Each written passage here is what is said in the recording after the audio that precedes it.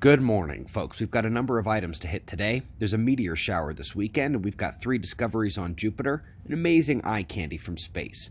But before we begin, quick note on the more than 100 people since last night's video to ask about rebuilding time after the solar disaster, or their existing solar or off-grid system. No, there is no rebuild. Isolated telegraph wires still melted in the 1859 event. They unplugged the machines, they still caught on fire. There is no factory or suppliers or anybody to make replacement parts. No way to get them there. No way to build up or communicate. Observers prep for no electricity. That's the endgame of this magnetic excursion on this planet. One day, the sun will just take it all away. Now, back to what we do here.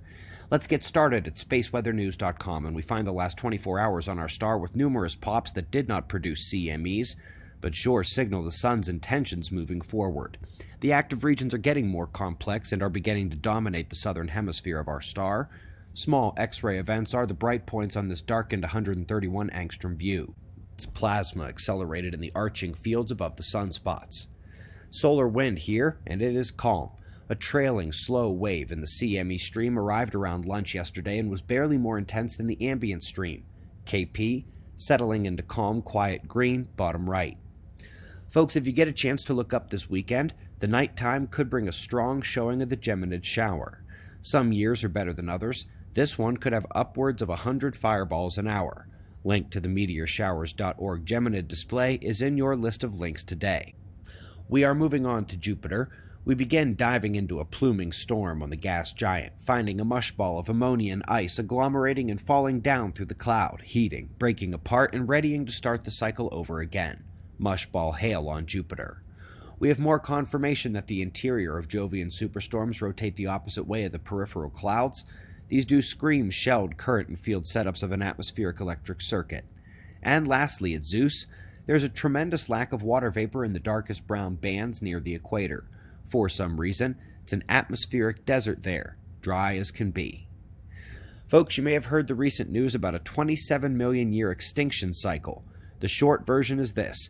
It is real, it exists, it is way, way worse than the 12,000 year excursion and potential micronova cycle which humans survive every time, and we are dead in the middle of that 27 million years, so that's a fun relief. Long way to go on the big one, even if the shorter cycle is at our doorstep. Okay folks, time for some eye candy. Most know there are gamma ray bubbles or lobes north and south of the galactic core in the Milky Way. They are often referred to as the Fermi bubbles. Well, folks, the X-ray bubbles around them have now been visualized as well. There were hints of these being visible in a few previous sky maps, but nowhere near to this extent. They are more than double the size of the gamma bubbles and, of course, form the shell around them. Hubble is celebrating with a collection of ultra-processed images, the first of which fingers the magnetic field driving cloud structures extending from and dwarfing the galaxy size itself in the center. A hint at the vast scale of the electromagnetic influence. We have newly processed nova images that insist on imagining being there inside looking around. Some of the zoom-ins on other remnants like the Veil Nebula are where a lot of small-scale magnetic theory has progressed in terms of the filaments and gas clouds of the galaxy. Now last but not least, we have 2 galactic articles hinting at a similar finish line. When they begin to add magnetism into the models, and you'd be amazed how often that is neglected for ease or replaced with hydrodynamical modeling, they begin to notice that they can begin to create the small-scale clouds and filaments and interactions that we see in the galaxy. And when they scale that up to the galactic level in full, they continually show the inflows, outflows, and hint at the importance of the large-scale magnetic fields of the system. Confirmation of the paradigm here, and with that paradigm comes the galactic current sheet running through the middle. The sheet is the trigger of the cosmic disaster, this shorter 12,000 year cycle knocking on our door once again. Yes, it won't be anywhere as bad as the 27 million year cycle, and there will be plenty of humans around to tell the story, but as happens every 12,000 years, ain't everybody gonna make it.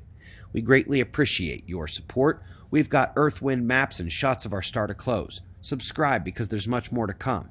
Right here, but right now it's 5 a.m. in the new Valley of the Sun. Eyes open. No fear. Be safe, everyone.